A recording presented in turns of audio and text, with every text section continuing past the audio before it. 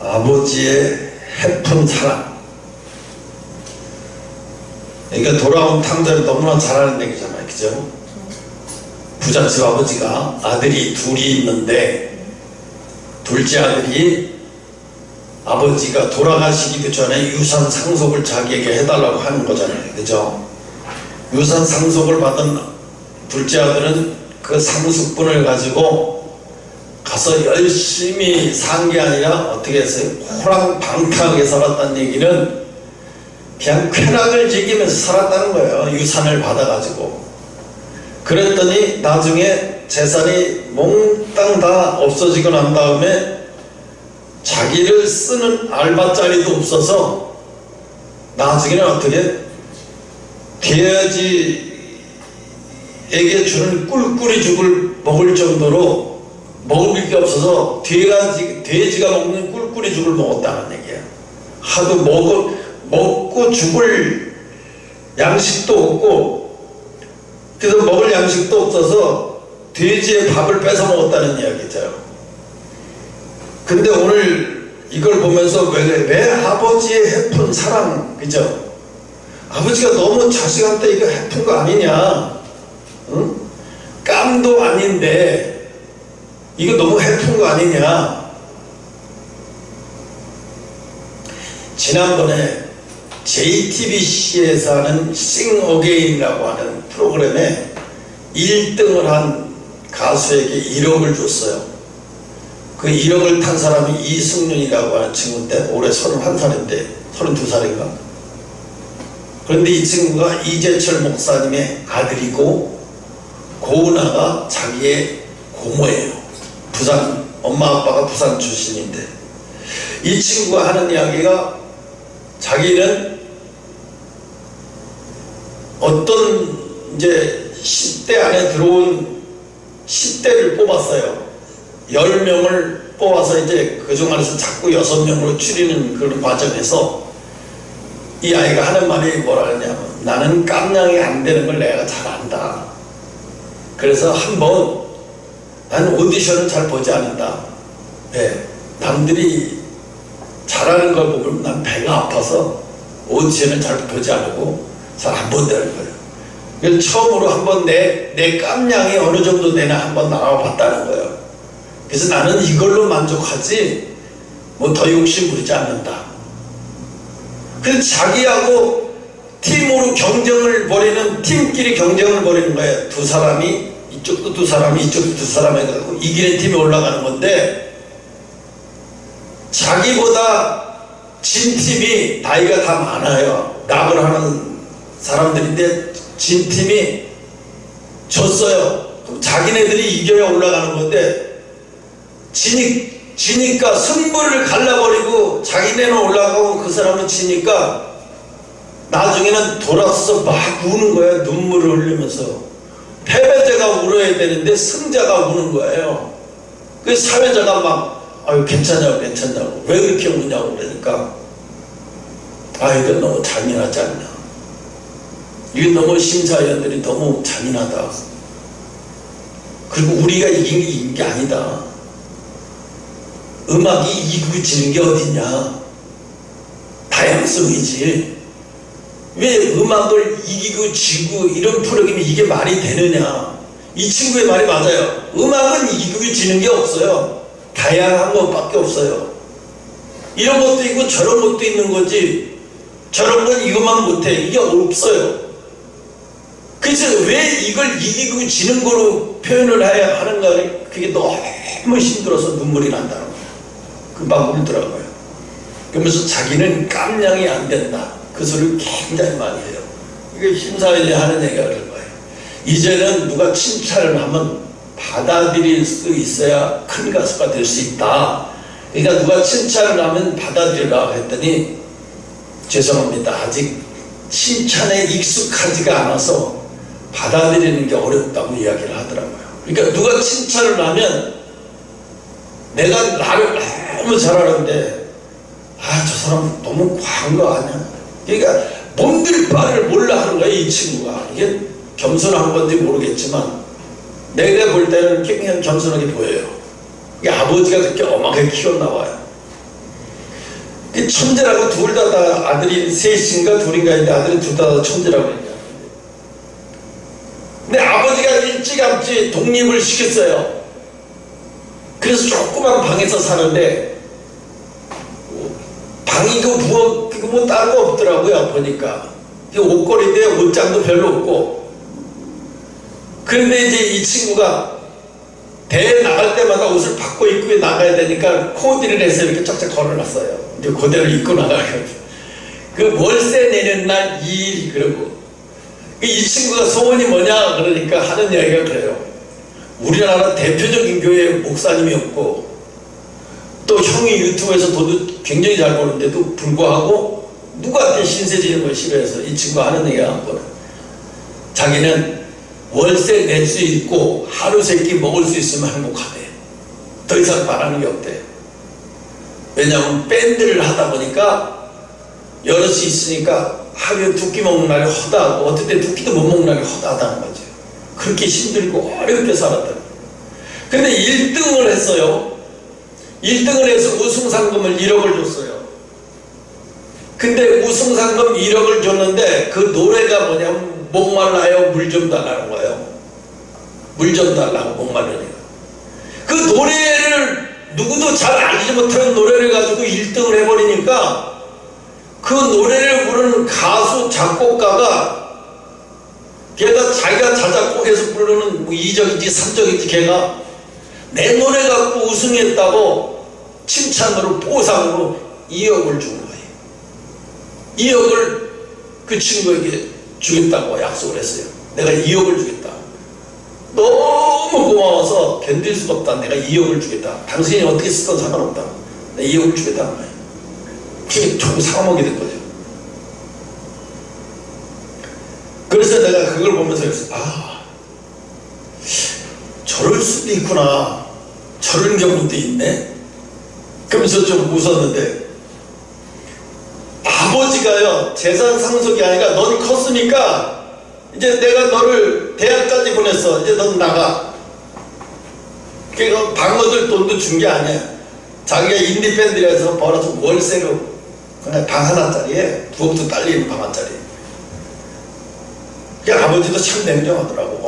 엄마가 굉장히 큰 홍성사라고 하는 그런 출판문 회사를 책을 내는 회사의 대표예요. 그런데도 불구하고 그렇게 살더라고요. 그래서 이 부모가 참 철저하게 교육을 시키는구나. 근데 오늘 이 아버지는 그렇게 하지 않았어요. 이 아버지는 자기가 죽을 기세도 없어요. 아직 청정하고 아버지가 죽을 병에 걸리거나 이제 날짜를 받아놓은 죽음의 날짜를 받아놓으면 암에 걸리거나 그런 사람도 아님에도 불구하고 자기 상속을 달라는 거예요. 상속분을 달라는 자식을 보고 아버지는 격분해야 정상이잖아요. 보통 아버지라 그러면 격분해서 나가 이 새끼야. 너 같은 자식은 내가 둔 적 없어. 나가! 이래야 되는데 이 아버지는 그렇게 하지 않고 상속분을 다 줘버렸어요. 그 줬다는 게 중요해요. 여기서는. 왜? 아버지는 이미 주고 아버지가 벌써 이미 줄 때는 다 알아요. 이 자식이 이걸 가지고 세상에 나가서 성공할 놈인지 다 파해먹고 세상을 철저히 배우고 돌아올 건지. 근데 아버지는 계산을 하는 거예요. 자식을 건질 거냐 물질을 건질 거냐 둘 중에 하나야. 그죠? 그 아들에게 상속한 게 만약에 5억이라면 5억이 중요하냐 아들이 중요하냐. 여러분은 어떤 게 중요한 것 같아요? 근데 보통 부모는 5억이 더 중요하다고 생각해요. 안 줘버려요. 왜? 이 아버지는 5억이라는 돈을 자식에게 물려줌으로 말미암아 자식을 잃어버릴 수도 있다고 생각해요. 자식을 자식이 망가질 수도 있어. 근데 이 아버지는 확신을 가졌어. 우리 아들은 이 5억을 가지고 망가질 아들이 아니라는 거야. 이 아버지만 알고 있는 거야. 그런데 큰 아들은 뭐야? 화가 나서 견딜 수가 없는 거야. 나눠주려면 똑같이 나눠줘야지. 왜 동생한테만 재산을 상속해서 이미 내보내는 거야? 나는 뭐라고? 언제까지 아버지가 언제 죽을지도 모르는데 계속 나는 아버지 밑에서 일만 해야 되는 거야? 그렇죠. 그런데 하나님은 여기 아버지 같으신 분이에요. 왜? 5억보다 아들이 더 중요해요. 재산의 절반이면, 이 부자의 재산의 절반이면, 지금의 부자 소리 듣는 재산의 절반이면 5억만 되겠어요? 50억도 되겠죠? 얼마가 될지는 모르지만 엄청난 부자들은 확실해요. 그러면 이 아들이 이 재산의 절반을 가지고 나가서 사업을 일으켜서 부자가 될 자식이 아니라는 걸 너무 잘 알아요. 우리 아들은, 둘째 아들은 너무 내가 세상을 모르게 키웠어. 그냥 부모 밑에서 철저하게 교육만 시키고 키워서 몰라. 세상을 좀 너무 모른다는 걸 아버지는 알고, 아들이 어떻게 들리냐, 재산 상속을 해달라는 소리가 어떻게 들리냐면, 나 세상에 가서 공부 좀 하게 돈 좀 줘요. 사람들은 미쳤다고 그래. 직장생활 경험도 없고 사회 경험도 없는 자식에게 재산을 먼저 띄워주면, 상속재산을 먼저 띄워주는 아버지가 어디 있겠냐고. 저 아버지 미쳤나봐. 자식 망가지기를 작정을 했나봐, 저 아버지. 그런데 아버지는 다 알고도 그냥 띄워줘버려. 쉽게 띄워줘버려. 아버지를 모르는 주변 사람들이 볼 때는 생각해, 저 아버지는 아들을 사랑하는 게 아니야. 저건 아들을 망가뜨리는 거지. 여러분이 볼 때도 그렇게만 생각하고 있고, 사람들이 다 그렇게만 보고 있어요. 근데 아버지는 아들을 누구보다도 더 사랑해. 사랑하기 때문에 어떻게 재산을 주어버린 거예요. 왜? 재산을 주지 않으면 이 아들은 영원히 세상을 배우지 못하고 끝나. 배우지 못하고 끝나. 재산을 줬다는 것은 뭐야? 세상에 네 마음껏 가서 네 맘대로 네 맘대로 감정이 흐르는 대로, 욕정이 흐르는 대로 살다가 당 떨어지면 오거라. 당 떨어지면 오거라. 그리고 뭘 준 거예요? 돈이 아니라 자유를 주셨어. 당 떨어지면 오거라. 그리고 다 줘버렸어. 내 맘대로 하고. 예수 안 믿어도 좋아. 너 50대, 40대, 30대까지 예수 안 믿어도 좋아. 누가 옆에서 뭐라 예수 믿고 천국 가세요 아무 소리 해도 너 예수 안 믿어도 좋으니까 내 마음대로 한번 살아봐. 그러니까 이 사람이 돌아가서 마음대로 사는 거야. 돈 버는 거 이렇게 쉽네. 별거 아니네. 돈 버는 게. 사람들은 왜 이렇게 돈 못 벌어? 이렇게 쉬운 걸. 와, 쾌락이 이렇게 좋구나. 나중에는 별걸 다 해봐. 정말 인생이 어떻게 흘러간지도 모르게 60이 다 돼버렸어. 이제 돈 벌 힘이 더 이상 없어. 이제 그 무엇을 해도 재미가 없는 거야. 다 그런 게 재미가 없는 거야. 견딜 수가 없어. 인생이 공허해서 견딜 수가 없는 거야. 하루는 유편의 아빠가 자기 장인어른이 갑자기 동사에서 돌아가셨잖아요. 문 앞에서 혼자 사는데 택시 타고 들어와서 12시에 택시 타고 들어와서 문 따다가 문이 안 열려서 그냥 쓰러져, 정신이 그냥 쓰러져 자다가 동사에서 죽었어요. 83세 아주 건강했는데 장례를 치르고 왔는데 너무 인생이 허무한 거를 처음 느꼈나 봐요. 술이 잔뜩 쳐가지고 전화해서 60 넘으면 건강관리 잘해야 돼. 어쩌다가 팔은 다친 거야. 이제 우리 60 넘은 사람들이잖아. 건강 자기 챙겨야지. 그러면서 훌쩍 하면서 나한테 팔은 좀 어때? 좀 나을 수 있는 거야? 수술하면 좀 원래로 돌아올 수 있는 거야? 이러면서 다 눈물을 뚝뚝 흘리면서 막 전화를 해요. 난 알아요. 그 의미가 어떤 의미인지 알아요. 왜? 인생이 너무 험하다는 거예요.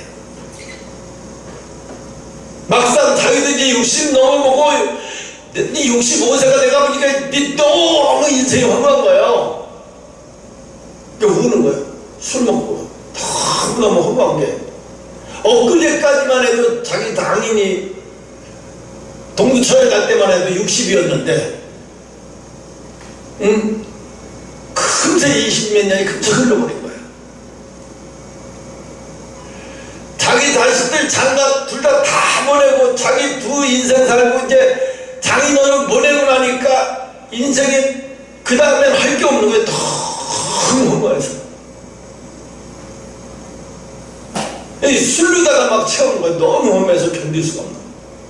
사람이요, 너무 험하면요 사람 미쳐요. 그거 돌아요. 인생이 너무 험해. 목적이 없어지는 거예요. 이제 살아있고 몸도 건강한데 목적이 없으니까 미치는 거예요. 그전엔 쟤만 장가 보내면, 쟤만 시집 보내면 그랬는데 막상 시집 보내고 장가 보내고 나니까 그 다음에 할 일이 없는 거예요. 그 다음에 할 일이 없어. 그러니까 허무하면서 나한테 울면서 전화를 오는 거예요. 그래서 복음이 들어갈 때가 됐구나. 속으로 이제 복음이 들어갈 때 됐구나 그런 생각을 했어요. 여기에 성경에서 이 아버지는 대단한 아버지예요. 바로 우리의 하나님의 아버지가 이런 분이에요. 알고 있어요. 다. 우리가 달라고 기도하면 다 알아요. 그거 어떻게 쓸지 다 알아요. 어떻게 쓸지 다 알면서도 다 줘요. 옛날에 책먹 집사가 하나님 앞에 그랬어요. 내가요 덤프트럭 5대만 주면은요 3대는 내가 갖고요 2대는 하나님을 위해 쓰겠습니다 그랬어요. 그때 하나님은 진짜로 주셨어요. 5대를. 그런데 한 대가 하루에 몇백만 원씩 어디 한 달에 1,000만 원만 벌어도 3,000만 원이잖아요 자기는. 그러면 교회에 2대가 버는 거 교회 운전기사 빼고 벌어도 1,000만 원에서 한 1,500원 된다고? 그러면 1,500만 원을 바쳐야 되잖아요. 안 바쳤어요. 돈이 벌리니까 안 바쳤어요. 나한테 시인까지 하고 안 바쳤어요. 그랬는데 딱 몇 개월 만에 망해버리더라고요. 신문에 대문짝만하게 나버렸어요. 하나님이 성공하게도 했다가 실패하게 만드는데 대문짝은 포천의 쓰레기 매립장의 그 주인이 누구냐 보니까 천국이요. 불법 쓰레기 매립장. 그래서 어떻게 됐어요? 기소 중지자가 돼버렸어. 그 차도 내버려뒀어요. 차도 내버려 길바닥에 세우고 내버려 도망갔어요. 그러니까 나중에 차가 안류 들어와서 덤프트럭을 다 해체해가지고 나중에 해체해서 세금 떼고 남는 돈만 오영훈 집사님한테 갖다 준 거예요. 그때 갖다 준 게 한 200몇만 원 갖다 줬어요. 250만 원인가. 몇천만 원짜리 덤프트럭을 해체한 게 250만 원밖에 안 나와. 세금 다 떼고 2,500만 원 나왔어. 250만 원 나왔어. 그걸 줬어요. 그 사람 신용불량자 되고, 신용불량자가 문제가 아니라 도망자가 된 거예요. 내가 알기로는 감옥에 들어가서 한 6개월 만에 했다가 나온 걸로 알고 있어요. 하나님이 자기가 주면 하나님 앞에 쓰겠다고 해놓고 안 쓴 거예요. 그러니까 하나님이 어떻게 거꾸로 바가지를 다 쓰게 만들어버렸어요. 다른 사람이 거기다가 쓰레기 매립질을 한 거를 자기가 다 뒤집어 쓴 거예요. 이렇게 된 거예요, 자기가. 하나님은 그렇게 만들어버렸어요. 하나님 이미 다 아시면서 다 줘봤어요. 그랬더니 준비되지 않고 그래서 큰일 나는 거예요. 왜? 100만 원, 200만 원 드릴 때는 하나님 앞에 자신있게 드리는데 이 1000만 원 넘어가니까 부들부들 떨려. 못 드리겠는 거야. 아까워서. 아까운 마음이 되니까 못 들어. 그래서 안 드리고 결국 그렇게 망했잖아요. 나중에 하나님이 그러셨어요. 저 집사는 나중에 돌아올 것이다. 돌아와서 네 세포트가 될 거래. 세포트. 나는 한 번도 세포트가 되게 해달라고 얘기해 본 적이 없어요. 세포트 뭐예요? 주인의 말에만 충성을 다하죠. 그죠? 물어 그러면 물고, 뱉어 그러면 뱉고, 앉아 그러면 앉고, 일어나 그러면 일어나고. 완전히 몸종이 되게 만들겠다는 거예요. 하나님. 난 마음대로 달라 소리도 안 했는데. 근데 언제 돌아올지 몰라요. 하나님이 나를 들어쓰실 때 이제 그때 돌아오겠죠. 이제 그렇게 만들겠다는 거예요. 이제 그 자는 돌아오면 어떻게 되겠어요? 오늘 이 탕자처럼 되는 거예요. 세상이 얼마나 쓰잘데기 없고 허무하고 헛되다는 걸 다 배워가지고 오는 거예요. 그때는요, 세상으로 돌아가려고 걷어차도 안 돌아가요. 오늘 이 탕자는 재산을 다 읽고 뭘 배웠어요? 세상을 배웠어요. 세상을 배우면서 뭘 배워요? 아버지 품이 세상에서 갈 곳은 아버지 품밖에 없다는 것을 알게 된 거예요. 세상에서 가장 편안한 곳은 아버지 품이고 세상 가장 아름다운 안식은 아버지 품이라는 걸 배운 거예요. 그걸 배우는데 뭐예요? 아버지의 재산 절반을 사용했는데 아버지는 그 절반을 배워가지고 거지 꼴이 돼가지고 돌아온 아들이 돌아왔다고 잔치를 벌여. 소를 잡아서 잔치를 벌이는데 아들은 뭐예요? 큰아들은 죽어요. 사촌이 땅을 산 것처럼 죽어요. 배가 아파. 저 자식 재산 전부 다 자기가 완전히 다 탕진하고 재산을 다 탕진하고 돌아온 자식을 지 재산 다 미리 탕진하고 돌아왔으면 끝이지 뭘 돌아왔다고 아버지는 잔치거리 벌어주냐고. 그러면서 막 아들이 아버지한테 막 댐비고 시비 걸고 난리야.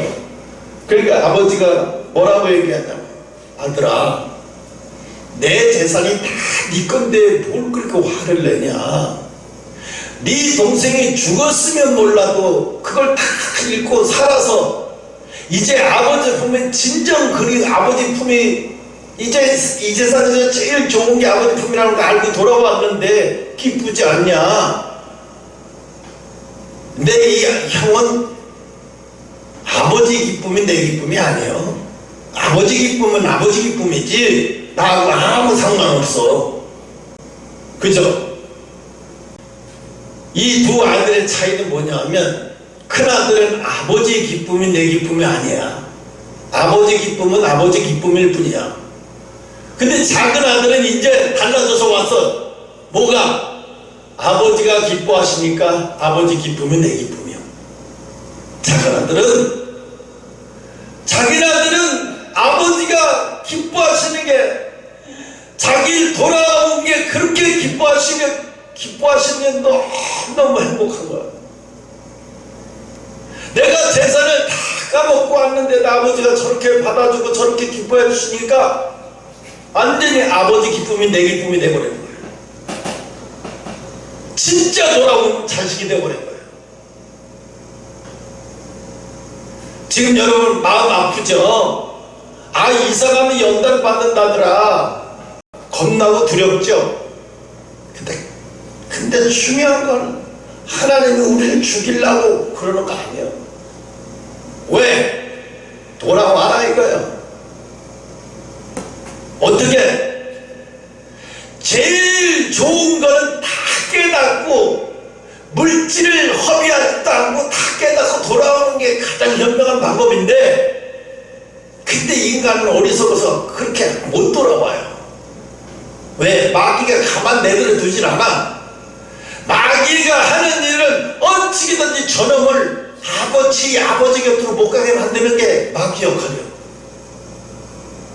그래서 이 아들은 돼지 열매 죽을 먹으면서도 자존심이 상해서 그때까지도 자존심이 상해서 못 돌아가겠는 거예요. 왜? 내가 돌아가면 형이 나한테 뭐라 그럴지 자존심 상하는 말을 할 거 뻔하거든요. 난리 치고 형이 막 아버지가 기뻐하면 형은 난리 칠 때 옆에서 그 내 초라한 내 모습을 생각해 보니까 차라리 뒤어진 열매를 먹고 차라리 이렇게 사는 게 나을지도 몰라. 근데 그걸 다 알면서도 이 동생은 아버지 앞으로 가. 또 한 번의 죽음을 생각하면서도 가는 거예요. 또 한 번의 자존심을 형한테 짓밟혀도 좋아. 아버지가 나를 기뻐하시냐. 형이 나를 짓밟든 뭘 받든 개새끼 새새끼 너 재산 절반 단 한 년이 뭐라 그래도 좋아. 아버지만 기뻐하실 수 있다면 난 돌아갈 수 있어. 그러니까 이 아들은 뭐냐? 내 자존심이 중요한 게 아니야. 아버지만 기뻐하면 돌아갈 수 있다는 거야. 아버지만 기뻐하면 내가 자존심 이미 내 재산 다 날려먹었는데 돼지 쥐염염. 근데 인간이 이상하다. 돼지 죽을 먹어도 자존심 상하는 거는 죽어도 못해. 차라리 돼지 죽을 먹어도 자살해 죽어. 윤표 할아버지가 이제 전화를 했대요. 겨울 되기 전에 이제 찬바람 불고 막 12월 달에 포천 동두천 큰 덩어리야. 아주 큰 덩어리야. 산골에 집도 별로 없어요. 거기 살아요. 내가 가봤기 때문에. 80 넘은 노인네가 혼자 사니까 위험하니까 겨울은 지나고 봄에 다시 가서 살면서 농사 짓고 살아요. 겨울에는 위험하잖아요. 그러니까 싫다는 거예요. 왜? 이 아버지가 젊은 시절에 뭐 했냐? 서울여자대학교 경비했어요. 방원 하면서 집에다가 월급 하나도 안 갖다 줬어요. 그 월급 가지고 뭐 했냐? 다 여자들 만나는데 다 사용했어. 퇴직금 타가지고도 다 여자들 만나는데 사용했어요. 연금 타가지고도 모자라서 아들한테 돈 안 준다고 땡겨서 아들이 20만원, 사이가 20만원씩 40만원씩 한 달에 100만원 넘겠어요. 시골에서 할아버지가. 근데 이제 큰아들네 집에도 못 가고 딸네 집에도 못 가는 거예요. 왜? 내가 해준 게 없어서 오래는데도 자존심이 상해서 못 가. 너무 창피해서. 괜찮다고 아버지 다 이해했으니까 그냥 와서 쉬세요. 안 되는데 내가 너희들한테 해준 게 뭐가 있다고 내가 거기가 내 자존심이 상해서도 못 간다. 자기가 알잖아. 자기가 자식들한테 해준 게 너무 없이 학교 다닐 때도 해준 게 너무 없고 자존심이 너무 상해. 자기 아들 대학교 다닐 때도 사이가 다 됐어요. 군대에서 용돈도 사이가 다 됐어. 휴가 나올 때마다 용돈 됐어.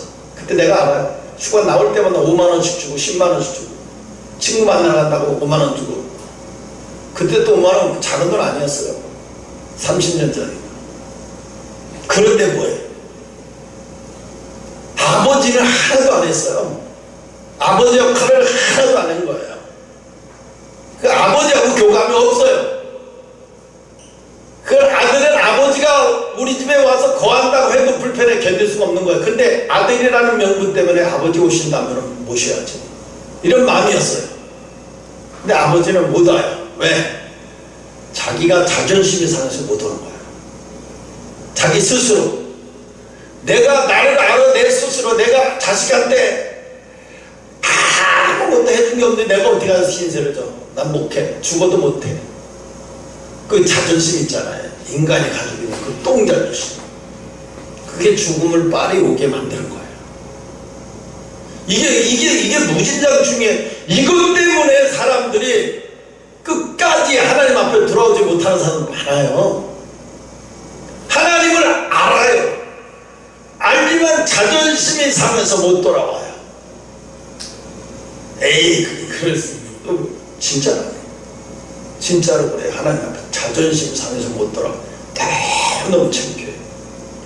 그러니까 여러분, 천국이라는 건 어떤 거냐면, 야, 너 천국 가, 너 천국으로 가, 너 지옥으로 가, 이게 아니라 내가 죽으면 내 발로 그냥 지옥으로 간다니까. 내가 알아. 자존심이, 내가 어떤 인간인지 내가 알기 때문에 내가 스스로 알아서 가. 그런데 나는 어떻게 죽으면서 내가 알아. 내 스스로 내가 멸류관을 받아야 된다는 걸 알아.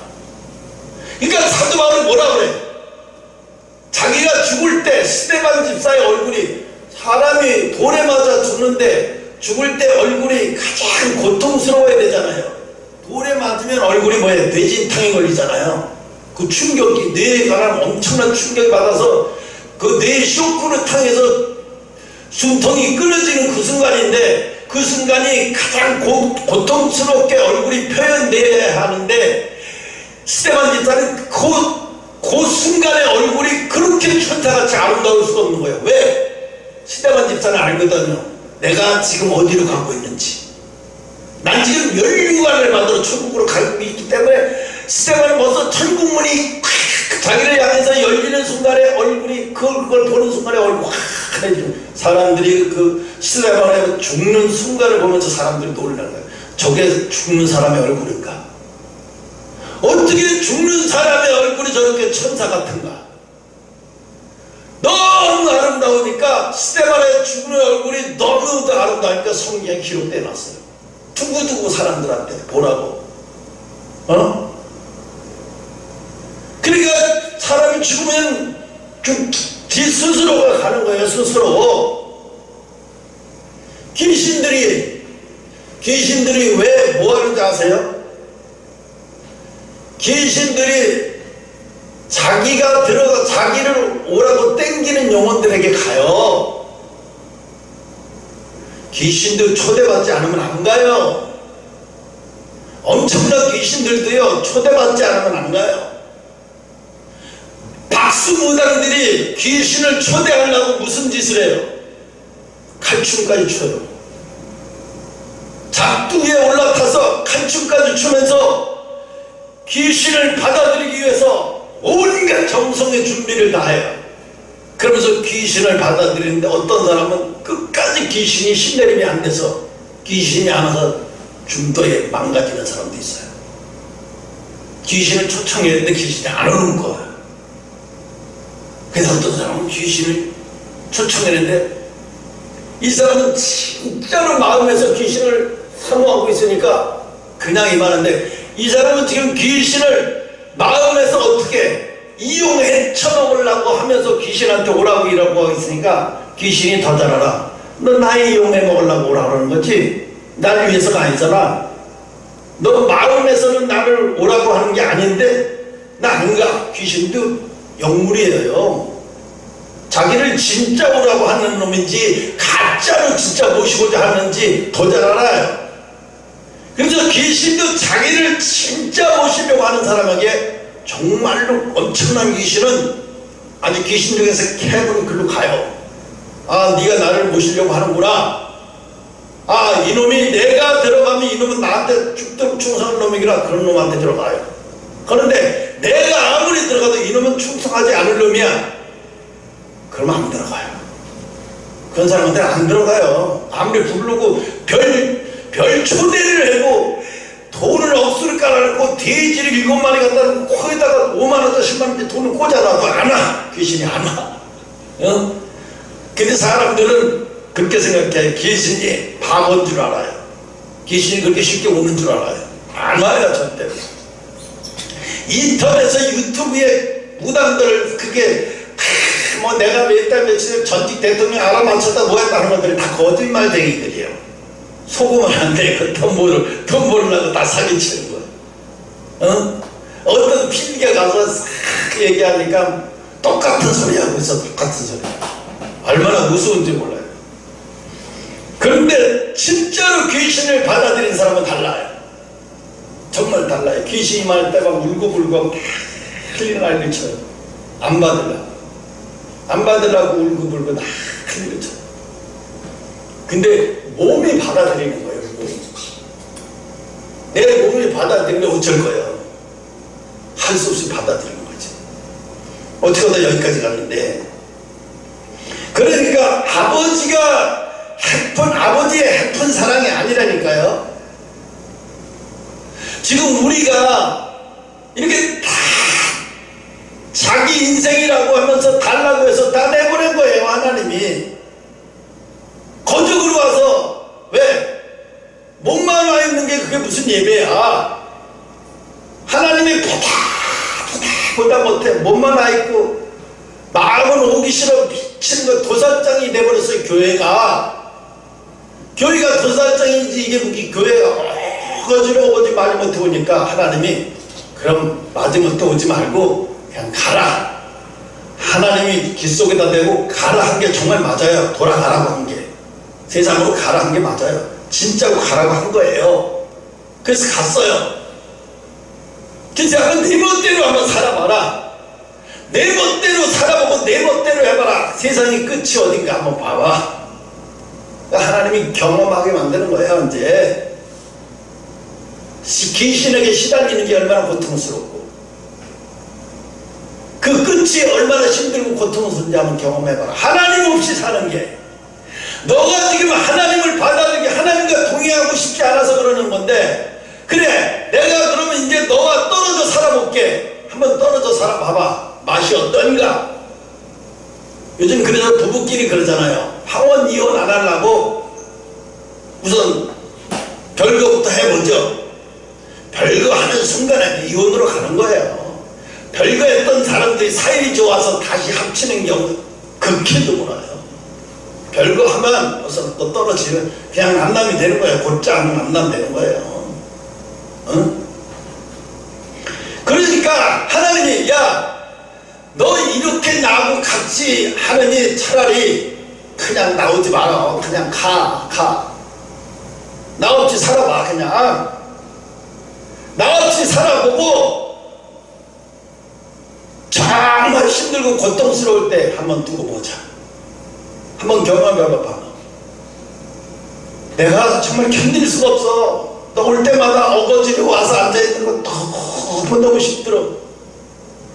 마음은 저 콩밭에 가 있고 앉아있는 게 너무 고통스러워. 하나님은 예배라고, 오늘도 예배라고 해서 하나님은 보고 계시는데 마음만 와서 앉아있는 게 너무 힘든 거야. 응? 그러니까 하나님 뭐라, 그냥 다 가라. 세상 다 가라. 차라리 내 교회를 문 닫아버렸으면 좋겠다. 그래서 영국 같은 경우에 문 다 닫아버리고 술집으로 다 바꿨잖아요. 하나님이 다 바꿔놔버렸잖아요. 교회를 다 닫아버렸어요. 하나님이 다 세상 사람들한테 다 넘어가게 다 줘버렸어요. 그게 다 바뀌어버렸어요. 그래서 관광객들이 가면 뭐예요? 와, 여기 좋다. 여기 카페가 됐네. 옛날에 교회였던데 여기 당구장이 됐네. 여기 카지노가 됐네. 야, 건물은 으리으리하게. 옛날에 뭐였을까? 다 나왔어요. 안 냈잖아. 옛날에 여기가 교회였다고. 루터 교회였고 무슨 교회였고 무슨 교회였고. 지금 뭐 어떻게 됐어요? 오락장도 다 바뀌어버렸어요. 이미 하나님 문을 닫아버렸어요. 그러니까 하나님이 뭘 가르치시게 버리려고 저렇게 하시는 거 아니에요. 이유는 간단해요. 네가 정말로 하나님은 그걸 원하시는 거예요. 신령과 진정으로, 아주 신령과 진정으로 함께 해야지. 그래서 호세아 선지자, 호세아서 나오잖아요. 호세아한테 가서 넌 음탕한 여자를 만나. 음탕한 여자가 뭐예요? 창녀 같은 여자를 만나서 결혼해라 이거예요. 그래갖고 호세아가 하나님 명령이니까 어떻게 해요? 창녀 같은 여자를 만나서 결혼을 했어요. 그때 이 여자가 애를 낳고 또 바람나서 또 나갔어요. 다시 불러들여서 또 결혼해갖고 또 애를 낳고 두 번째 애를 낳고 또 나가요. 또 나가서 다른 데리고 또 들어오니까 또 나가. 그래서 호세아에게 가르쳐줘요. 왜 하나님은 호세아에게 창녀를 통해서 결혼하게 했냐. 이스라엘이 지금 이렇다는 얘기예요. 하나님을 버리고. 창녀는 누구를 말하는 거예요? 이스라엘 백성들을. 호세아 선지자는 누구예요? 하나님을 얘기하는 거예요. 비유로 가르치세요. 그래서 가르쳐주게 지금 이스라엘 백성이 나한테는 이렇게 창녀같이 놀고 있다. 영적인 간음을 계속하고 있다는 거예요. 왜? 이 하나님도 모시고 이 바알 우상도 모시고 이것도 모시고 저것도 모시고 이게 뭐야? 영적인 간음이거든요. 하나님이 그걸 호세아 선지자에게 피부적으로 그냥 말로 해서는 안 돼요. 피부적으로 자기가 느껴야 이 고통이 얼마나 심한지를 선지자는 알아야 되잖아요.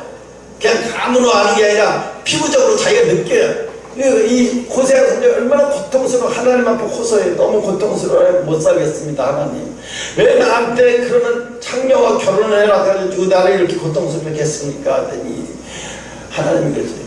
내 마음이 네 마음이다. 지금 이스라엘 백성들이 지금 나를 이렇게 배신하고 있다. 그럼 네가 가서 외쳐라 이거야. 그러니까 호세아가 그렇구나. 이거를 자기가 받아서 말로 떠드는 게 아니라 이제 자기가 경험을 했으니까 나가서 얼마나 간절해. 말할 때마다 외칠 때마다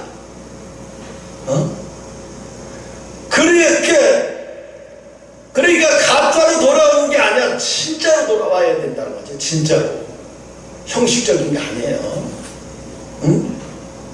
그러니까 오늘도 지금도 하나님이 이 마지막 때 한국에 전쟁을 말하실 때 난 너무 기도하는 게 뭐냐? 하나님 제발 미군 35,000명 죽었으면 됐지 않습니까? 하나님 부상을 10만 명이나 당했으면 됐지 않습니까? 하나님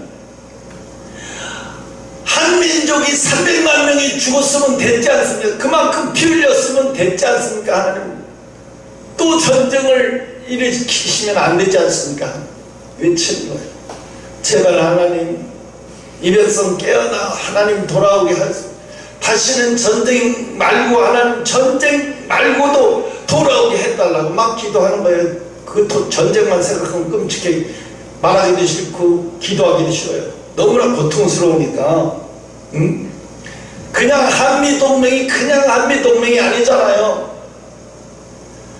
35,000명 이 20살 먹은 그 젊은 애들 35,000명이 이 조그만 나라 대한민국을 지키기 위해서 35,000명이 왜 죽었어? 대한민국 땅을 지키려고 35,000명이 죽은 게 아니에요. 그 당시에 대한민국의 기독교인 크리스찬이 50만 명이 있었어요. 그 50만 명을 살리기 위해서 이승만 대통령이 뭐라 그래요? 미국 대통령한테 그래요. 대한민국 땅 때문에 당신한테 도와달라는 거 아니다. 이유는 뭐냐? 대한민국에 당신이 믿는 하나님을 믿는 크리스찬이 50만 명이 있다. 그들을 다 죽일 셈이냐? 그들 만약에 대한민국이 공사가 되면 그 50만 명 다 공산당에게 다 총 맞아 죽는다. 그냥 내버려 둘 거냐? 이승만 진짜 대단한 사람이에요. 그러니까 어떻게 해요? 미국 대통령도 그 말에는 통렬을 안 할 수가 없는 거예요. 군대를 안 보낼 수가 없는 거예요. 나가라고 할 때는 언제고 이제 와서 도와달라고 해. 그때 당시 국민의 의식의 78% 여론조사한 게 78%. 이건 진짜로 여론조사한 게 동아일보가 어디서 진짜 나온 78%가 뭔지 알아요? 국민의 78%가 공산당이 정부가 들어서기를 지지했어요. 그랬으면 그때 국민투표에서 공산당이 된 거예요. 우리 전 국민이 다. 그런데 미국은 국민투표 그걸 보고 그냥 철수한 거예요. 한국 사람들이, 조선 사람들이 미국은 물러나래. 그래서 미국이 간 거예요. 가자마자 1년 좀 지나서 전쟁 터지기 시작했죠. 1년 6개월 만에. 근데 왜 그랬어요? 왜 돌아왔어요? 철수했던 미군이 왜 돌아와요? 크리스찬 50만 명 때문에 돌아온 거예요. 그들을 살리기 위해서. 미국 사람들은 그 젊은 사람들이 대학생 수준밖에 안 돼. 대학교 1학년 정도밖에 안 돼. 20살이면. 그런 아이들이 3만 5천 명이 죽었어요. 이 나라를 그냥 세워지고 그냥 우리가 그냥 행복을 누리면 정신 나간 인간들이에요. 그러니까 역사의 교육의 기록을 왜 다 무시해버리는 거예요. 다 무시, 다 없애버리고. 그런 역사가 어디 있었어 대한민국에. 만약에 이런 역사를 어렸을 때부터 배우고 제대로 배운다면 아이들이 어떻게 자라겠어요? 미국은 우리를 도운 형제예요. 우상이 아니라 형제예요. 그리고 나는 어떻게 살아야 되는구나. 나라를 위해서 어떻게 살아야 되는구나. 그 사람들은 고등학교 졸업받고 이제 고등학교 졸업받고 대학도 못 가가지고 바로 돈 벌기 위해서 군인 돼가지고 바로 여기 가서 죽은 사람들 많아. 미국은 그때는 아마 징집제였을 거예요. 징집제. 무조건 군대 가야 되는 징집제. 지금은 아니지만 오늘 이렇게 교육을 똑바로만 시켜도요 애족이 돼요. 자동적으로. 지금은 어떻게 돼요? 나라가 공산주의가 되면 어때? 다 돈만 많으면 캐나다로 이민 간 고만이지. 베트남으로 가면 고만이지. 캄보디아로 가지. 호주로 돈 많은 사람 호주로 이민 가면 고만이지. 이민 가서 사는 게 굉장히 좋을 것 같죠? 사는 게 아니에요. 미국에서 이민 가서 사는 사람들, 그 사람들이 한국에서 사는 것보다도 2배는 더 고생을 하면서 살아요. 2배는 더 고생하면서 살아도 어쩔 수 없어요. 삶의 터가 거기 있기 때문에 어쩔 수 없어요. 그래서 돌아올 수도 없고 고향만 생각하면 괴롭고 힘들고 고통스러운 삶이 지속되는 거예요. 하나님 다 그래서 제가 그래요. 전 세계에 흩어져 있는 대한민국 인구가 1100만이 있어요. 이 1100만을 코리안 디아포라스라고 얘기해요.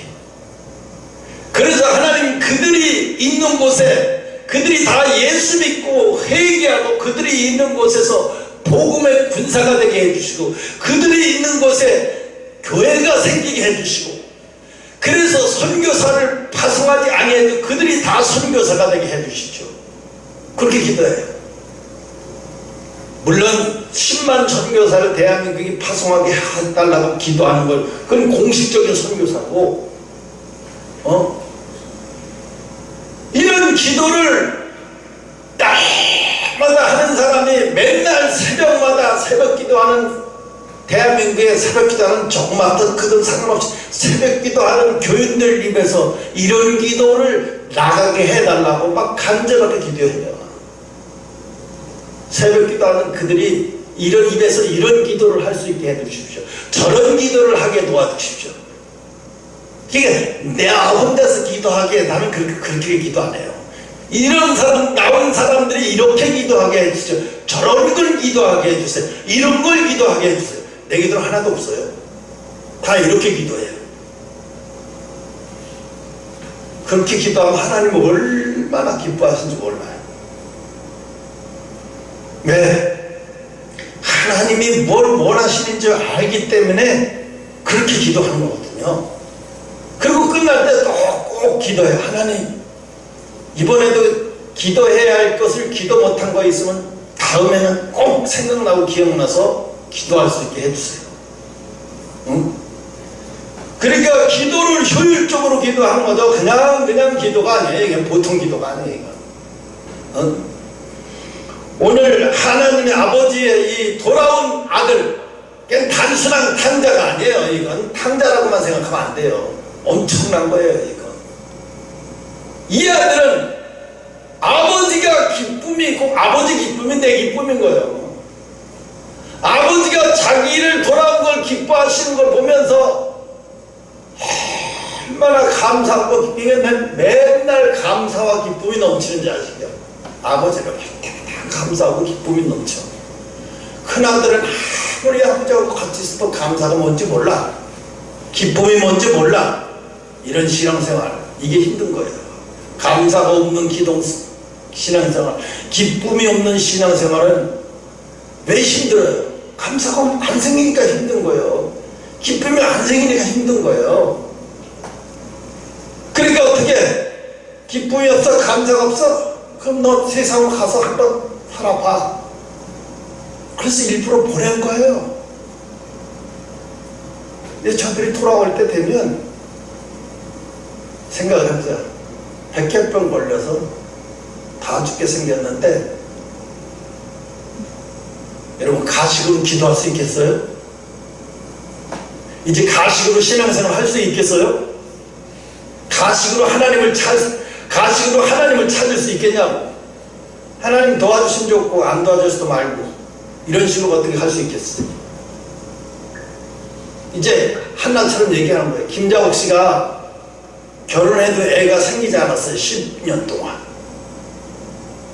그래서 나는 발자 애가 없나 보다 했는데 11년째 새벽 기도하는 11년 해째 되는 해에 하나님이 태아의 문을 열어주셔서 그래서 애를 낳았어요. 11년 만에 애를 낳은 거. 그러니까 애를 낳기 위해서 그 여자들이 한나처럼, 그러니까 그 애를 낳자마자 그 여자는 맨날 웃고 다녀. 김자국이가 나는 인상스럽게 한 번도 못 봐서 항상 웃어. 항상. 그분은 왜 그렇게 웃을까? 가만히 있다 의사도 애를 못 낳는다고 했는데 애가 10년 만에 애가 생긴 게 너무 가만히 있다가도 웃음이 나오는 거야. 내가 애를 낳을 수 있었다네. 웃음이 나와. 너무 기뻐서. 그러니까 사람 말을 의지하면 돼요, 안 돼요? 안 되는 거예요. 사람이 야 너는 안 될 수밖에 없어. 너는 사람이 누가 내 인생을 좌지우지하고 뭐라고 하든 상관없어. 그가 나를 지적했다고 내 인생이 그렇게 흘러가는 게 아니에요. 하나님이 어떻게 보시느냐, 나를 어떻게 보시느냐에 따라서 내 인생이 달라지는 거예요. 김자국 씨가 10년 동안 한결같이 그렇게 기도하는 걸 보면서 하나님이 이젠 태아의 문을 열 때가 됐구나, 자옥이한테도. 그 태아의 문을 여신 거예요. 그러니까 기도는 하루 이틀 1년 2년 하고 끝내는 게 아니에요. 그가 하나 이루어지기 위해서 10년이 걸렸다는 거예요.